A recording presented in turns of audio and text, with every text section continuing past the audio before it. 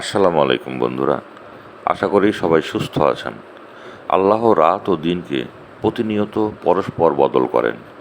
নিঃসন্দেহে এতে উপলব্ধি সম্পন্নদের জন্য শিক্ষণীয় বিষয় রয়েছে।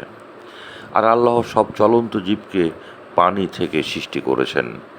তাদের মধ্যে কেউ পেটে ভর দিয়ে চলে, আবার কেউ দু পায়ে, কেউ বা আবার চার পায়ে চলাচল করে। আল্লাহ যা কিছু সৃষ্টি করেন, নিশ্চয় আল্লাহ সব কিছুর ওপর সক্ষম। তিনি সমুদ্রকে আমাদের জন্য করায়ত্ত করেছেন, যাতে তোমরা তাজা মাংস খেতে পারো এবং সেখানে থেকে অলংকার বের করো, যা তোমরা পরিধান করো। তারা কি বিবেচনা করে না, আসমান ও পৃথিবী এক সময় একত্রে থাকত, তারপর আমি তাদের পৃথক করেছি।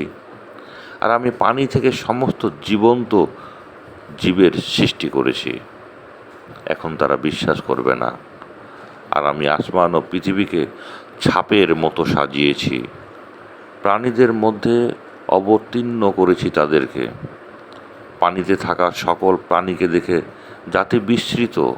তোমরা কি জানো না, আল্লাহ ছাড়া আর কোনো উপাস্য নেই? সূরা আল নূর আয়াত 44 এবং 45।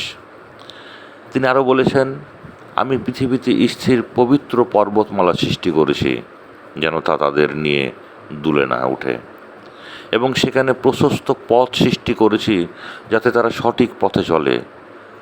আধুনিক ভূবিজ্ঞান বলে, পর্বতমালা পৃথিবীর ভূত্বকের টেকটনিক প্লেটের গঠনের ফলে সৃষ্টি হয়। অনেক পাহাড় ভূত্বকের গভীরে শিকড়ের মৃত বিস্তৃত, যা পৃথিবীর ভারসাম্য বজায় রাখতে সহায়ক। পাহাড় প্লেট মুভমেন্টের ধাক্কায় কামাই ভূমিকম্পের চাপ পোষণ করে। তোমাদের জন্য সমুদ্রের শিকার ও তা ভক্ষণ করা হালাল করা হয়েছে, তোমাদের এই মুশফিকদের উপকারের জন্য। পৃথিবীর অনেকগুলো দেশ বিদ্যমান।